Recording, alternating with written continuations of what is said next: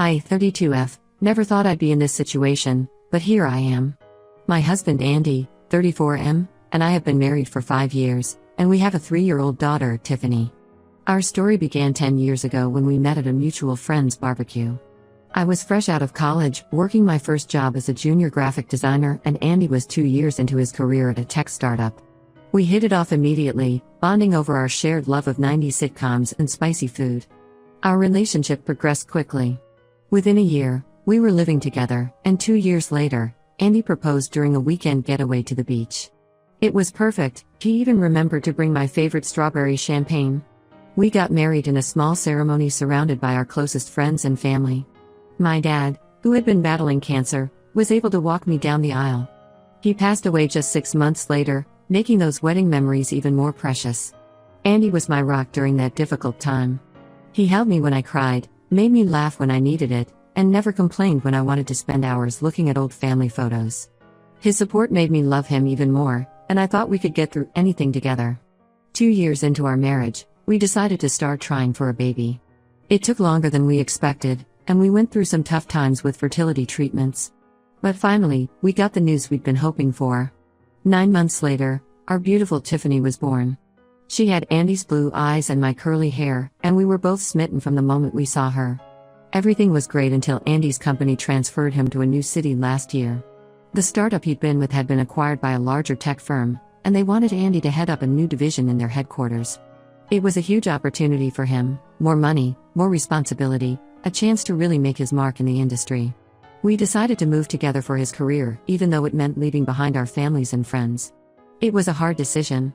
My mom was getting older, and I hated the thought of moving Tiffany away from her grandmother. Andy's parents had retired to Florida a few years earlier, so they were already at a distance. But we had a solid group of friends, people we'd known since college, couples we'd met through parenting groups. Leaving them behind was tough. But we thought it would be an adventure. A chance to start fresh in a new place, make new friends, explore a new city. We sold our starter home, the one we'd lovingly renovated together over weekends and holidays, and bought a bigger house in the new city. It had a yard for Tiffany to play in and an extra bedroom we talked about turning into a nursery for a future sibling for her. At first, things were okay. Andy was busy with his new job, working long hours to prove himself in his new role. I was taking care of Tiffany full-time, trying to get us settled in the new house and city.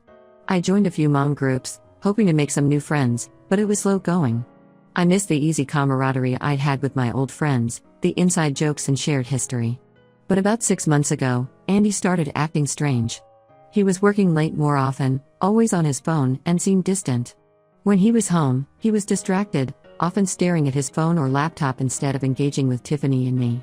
Date nights, which we'd always prioritized even after Tiffany was born, became less frequent and then stopped altogether. I tried to talk to him about it, but he just brushed it off as work stress. He said the new position was more demanding than he'd expected, that he was under a lot of pressure to deliver results. I wanted to be supportive, remembering how he'd been there for me when my dad died, so I tried to be patient. Then, 2 months ago, I found out why he'd really been so distant. Andy had been having an affair with his coworker, Sammy, 29F. I discovered it in the most cliché way possible. A text message popped up on his phone while he was in the shower. "Can't wait to see you later, babe. Last night was amazing." I was devastated. When I confronted him, he broke down and confessed everything. He said it started as just friendship. Sammy was new to the company too, and they bonded over being the new kids in the office. They started having lunch together, then drinks after work.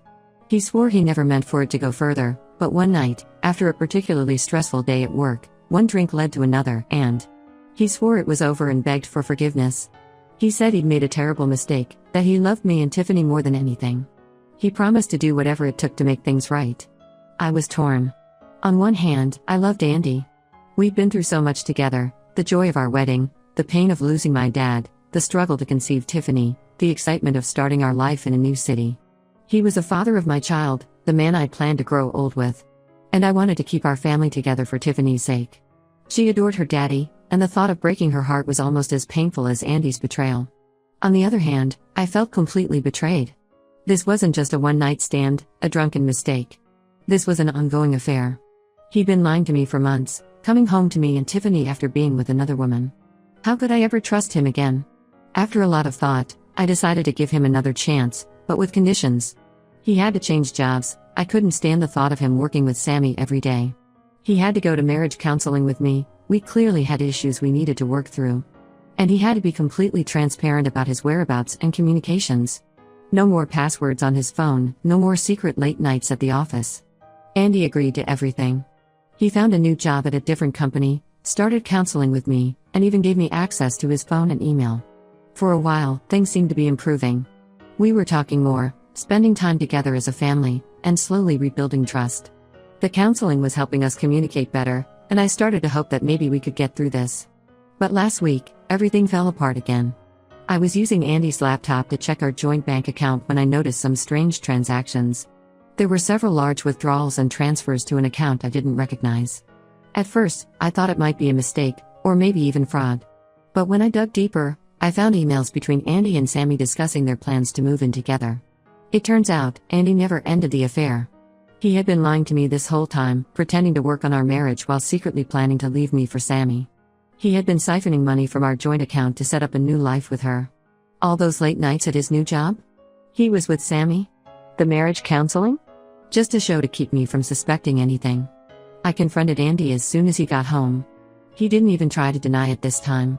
He just said he was sorry, but he loved Sammy and wanted to be with her. He said he had been trying to find the right time to tell me, but couldn't bring himself to do it. He claimed he still cared about me and Tiffany, that he never meant to hurt us, but he couldn't deny his feelings for Sammy any longer. I'm devastated and angry. Not just because of the affair, but because of all the lies and manipulation. He let me believe we were fixing things, all while planning his exit. I feel like such a fool for trusting him again. All those hours in counseling, all the tears I shed, all the effort I put into rebuilding our relationship, it was all for nothing. Now, I'm left to pick up the pieces. I've kicked Andy out and I'm planning to file for divorce. But I'm scared about the future. I'm in a city where I have no real support system, with a young child to care for, and now I find out our finances are a mess because of Andy's deception. The money he took was meant to be Tiffany's college fund. We'd been saving since before she was born, wanting to give her the best start in life. And now a big chunk of it is gone. I don't know how to tell Tiffany that her daddy isn't coming home. She's only 3, but she's smart and perceptive. She already knows something is wrong. She keeps asking where daddy is, why he isn't coming to tuck her in at night. How do I explain to her that the father she adores has chosen another woman over us? I don't know how I'm going to manage as a single mom in a place where I have no friends or family. My mom is too old to travel easily, and all our old friends are back in our hometown. I gave up my career to move here for Andy's job, and now I'm left with a gap in my resume in an industry that's moved on without me. I'm angry at Andy for putting us in this situation, but I'm also angry at myself for not seeing through his lies. Were there signs I missed? Should I have known better than to trust him again after the first betrayal? I keep replaying every conversation, every interaction in my head, wondering if I could have done something differently. I guess I'm looking for advice on how to move forward. How do I explain this to Tiffany? How do I start rebuilding my life? Has anyone been through something similar? Any words of wisdom would be appreciated. I feel so alone and overwhelmed right now, and I could really use some support. Update 1, it's been a month since my last post, and a lot has happened. First, I want to thank everyone for their kind words and advice. Your support really helped me during those first difficult days when I felt like my world was falling apart. After kicking Andy out, I immediately contacted a lawyer. A friend from one of the mom groups I joined recommended her, saying she'd helped her through her own divorce a few years ago. The lawyer advised me to freeze our joint accounts to prevent Andy from taking more money. I'm glad I did because Andy tried to make another large withdrawal the next day. Apparently, he and Sammy had put a deposit down on an apartment together and was trying to get money for furniture. I also started gathering evidence of Andy's affair and financial deception. The lawyer said this would be crucial for the divorce proceedings and custody arrangements. It was painful going through all the emails and bank statements, seeing in black and white how long Andy had been lying to me. But it also made me even more certain that I was making the right decision. There were messages going back months, long before I first confronted him about the affair. He and Sammy had been planning their future together while he was sitting across from me in marriage counseling, promising to work on our relationship. Telling Tiffany was the hardest part. How do you explain to a 3-year-old that her daddy doesn't live with us anymore? Following the advice of a child psychologist, I explained that daddy made some bad choices and wouldn't be living with us anymore, but that both of us still love her very much. She's been having a hard time understanding, and it breaks my heart to see her ask for Andy every day. She's been having nightmares and has started wetting the bed again, things she hadn't done in over a year. The psychologist says this is normal, that she's processing her emotions the only way she knows how, but it's still hard to watch my little girl struggle like this. As for Andy, he's been trying to backpedal.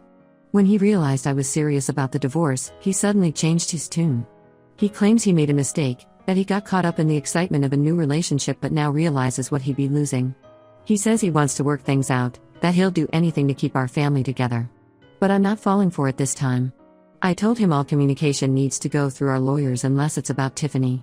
Sammy, Andy's affair partner, actually reached out to me. She claims she had no idea Andy was still with me and thought we were already separated. According to her, Andy told her our marriage had been over for months and we were just trying to figure out the logistics of separating. She apologized profusely, saying she never meant to be the other woman. I'm not sure if I believe her, but it doesn't really matter at this point. The damage is done, regardless of what she did or didn't know. On a more positive note, I've started looking for a job. It's been years since I worked, having been a stay-at-home mom since Tiffany was born. Before that, I was a graphic designer, but the industry has changed so much in the last few years that I feel completely out of touch. I've been taking some online courses to brush up on my skills and learn the new software that's become standard since I left the workforce. It's been challenging, especially trying to find time to study while taking care of Tiffany, but it feels good to be doing something proactive. I've had a few interviews, mostly for entry-level positions that I'm probably overqualified for, but I'm trying not to be too picky. I need to become financially independent, and I figure any job is a good starting point. I'm hopeful something will come through soon. In the meantime, I've picked up a few freelance design jobs through some online platforms. It's not much, but it's helping to keep us afloat and it's good for my portfolio. I've also reached out to some mom groups in the area. It's been nice to connect with other women, some of whom have been through similar situations. They've been a great source of support and practical advice. One of the moms, Lisa, has become a real friend. Her son is in the same preschool class as Tiffany, and she's been through a divorce herself. She's been an incredible help, offering to watch Tiffany when I have job interviews and just being there to listen when I need to vent. My parents offered to let Tiffany and me move back home with them. It's tempting, especially for the support, but I'm hesitant to uproot Tiffany again so soon. She's already dealing with so much change, and I worry that moving her away from her preschool and the few friends she's made here would be too much. For now, I'm trying to make it work here. But I haven't ruled out moving back home in the future, especially if I can't find a job here soon. The divorce proceedings have started, and it's going to be a long process. Andy is contesting the division of assets, claiming he shouldn't have to split everything 50-50 since he was the primary earner. He's trying to claim that the money he took from our joint account was his to begin with since he earned it. My lawyer assures me we have a strong case, especially given his infidelity and financial deception. She says that in our state, the fact that I gave up my career to support his and to raise our child will be taken into consideration. It's been a roller coaster of emotions. Some days I feel strong and determined, ready to take on the world as a single mom. Other days I can barely get out of bed, overwhelmed by grief and fear about the future. But I'm taking it one day at a time and focusing on what's best for Tiffany and me. I'm trying to establish new routines for us, to create a sense of stability in the midst of all this chaos. I've also started seeing a therapist myself. It's helping me process my feelings about Andy's betrayal and rebuild my self-esteem. I realize now that I had lost a lot of myself in our marriage, especially after we moved for Andy's job. I'm slowly rediscovering who I am outside of being Andy's wife and Tiffany's mom. Thank you again for all your support. It means more than you know to have a place to share my story and receive such kindness from strangers. I'll update again when there are significant developments. Update 2. It's been 3 months since my last update, and 6 months since I discovered Andy's betrayal. A lot has changed, and I wanted to share the developments with you all. First, the good news: I got a job. It's an entry-level position at a marketing firm, focusing on digital design. It's not exactly where I was in my career before I took time off to raise Tiffany, but it's a start. The hours are flexible, which helps with taking care of Tiffany. My new boss, Maria, has been understanding about my situation and has allowed me to work from home 2 days a week. It's been challenging juggling work and single parenthood, but it feels good to be financially independent again. The job came through a connection I made at one of the mom groups. One of the other moms, Jenna, works at the firm and put in a good word for me. It just goes to show how important networking can be, even in unexpected places. I'm grateful for the community I found here, despite the difficult circumstances that led me to it. The divorce proceedings are moving forward, albeit slowly. Andy initially tried to lowball me on the settlement, offering much less than what my lawyer says I'm entitled to. He tried to argue that since he was the primary earner, he should keep most of the assets. But my lawyer stood firm, pointing out that my role as a stay-at-home parent allowed Andy to advance his career. We're still negotiating, but it looks like I'll get a fair share of our assets, including the house. Interestingly, Andy's attempts to hide money have actually worked against him in court. The judge was not impressed when we presented evidence of the funds he'd been siphoning off to set up his new life with Sammy. It's looking like I might even be awarded a larger share of our assets as a result of his deception. Custody has been another battle. Andy is pushing for 50-50 custody, but given his history of deception and the fact that he's living with Sammy now, my lawyer thinks we have a good case for primary custody with Andy having visitation rights. We've presented evidence of Andy's inconsistent involvement in Tiffany's life over the past few months, including missed visitations and last-minute cancellations. The judge seems to be leaning in our favor, but nothing is certain yet. Tiffany is adjusting, slowly but surely. She still has moments where she cries for Andy, especially at bedtime, but she's also becoming more settled in our new routine. I've enrolled her in a play therapy program, which seems to be helping her process her emotions. Her therapist says she's making good progress, but that it will take time for her to fully adjust to the new family dynamic. I've also noticed that Tiffany has become very clingy with me. She gets upset when I leave her at preschool and often wants to sleep in my bed at night. The therapist says this is normal given the circumstances and has given me some strategies to help Tiffany feel more secure. It's hard, but I'm trying to be patient and give her the extra attention she needs right now. As for me, I'm doing better. The mom group I joined has been a lifeline. We meet up regularly for playdates and adult conversation. It's nice to have friends who understand what I'm going through. Last weekend, we had a spa day at Lisa's house while her husband watched all the kids. It was just face masks and nail polish in her living room, but it felt so good to relax and laugh with friends for a few hours. I've also started a yoga class twice a week. My mom comes over to watch Tiffany, and those few hours of self-care have made a big difference in my stress levels. It's teaching me to be more mindful and present, which is helping me cope with the ongoing stress of the divorce and single parenthood. One unexpected development: Andy and Sammy broke up. Apparently, the reality of being together full-time, plus the stress of the divorce and custody battle, was too much for their relationship. Andy tried to use this as a reason for us to reconcile, but I shut that down immediately. Too much has happened, and I can't go back to that life of mistrust and betrayal. Andy seems genuinely regretful now.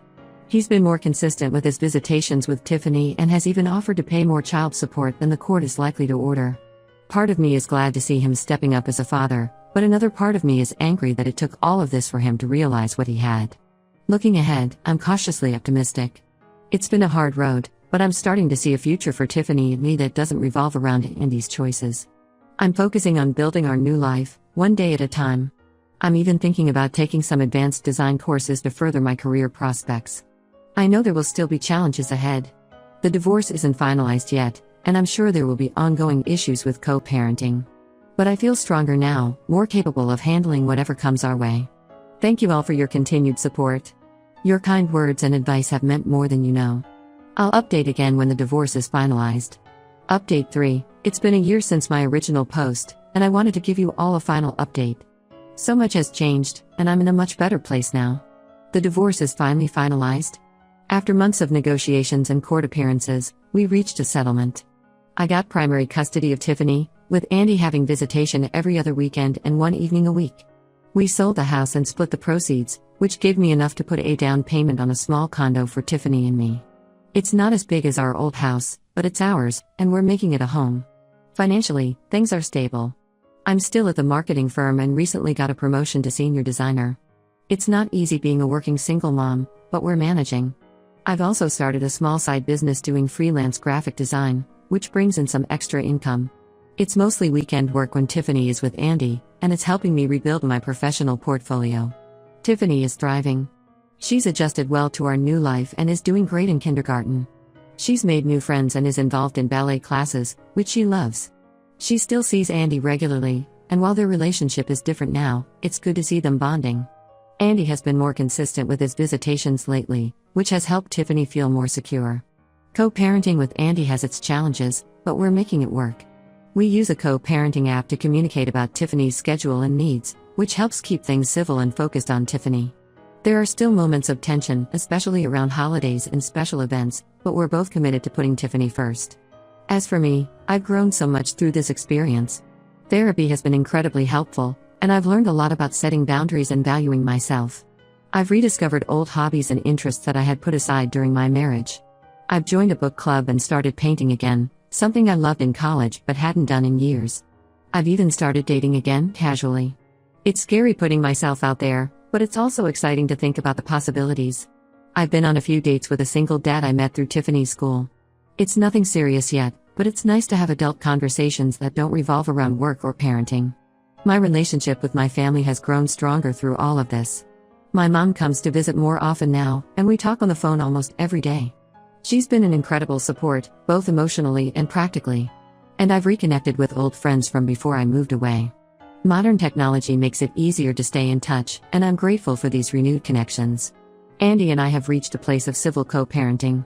It's not always easy, and there are still moments of resentment and hurt, but we're both committed to putting Tiffany first.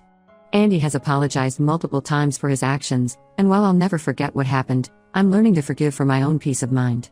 Looking back, I can't believe how much has changed in a year. There were moments when I thought I wouldn't make it through, but here I am, stronger and happier than I ever thought possible. I've learned that I'm more resilient than I ever knew, and that it's okay to ask for help when you need it. To anyone going through something similar, know that it does get better. It's not easy, and there will be tough days, but you're stronger than you think. Surround yourself with support, focus on self-care, and take it one day at a time. Thank you all for being part of this journey with me. Your support and advice have been invaluable. While this chapter of my life is closing, I'm excited to see what the future holds for Tiffany and me. Comments, User 1, wow, what a journey. You've shown incredible strength and resilience. Your daughter is lucky to have such a strong role model. Wishing you all the best for the future. User 2, I've been following your story from the beginning, and I'm so impressed by how you've handled everything. You should be really proud of yourself.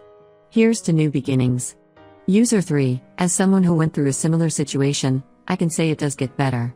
You've done an amazing job navigating this difficult time. Keep focusing on yourself and your daughter, and everything else will fall into place. User 4, your ex-husband's actions were terrible, but you've turned this negative situation into an opportunity for growth. It's inspiring to see how you've rebuilt your life. Congratulations on your promotion and new home. User 5, the way you've prioritized your daughter's well-being throughout this ordeal is commendable. It's great to hear that she's doing well. You're setting a wonderful example for her of strength and resilience.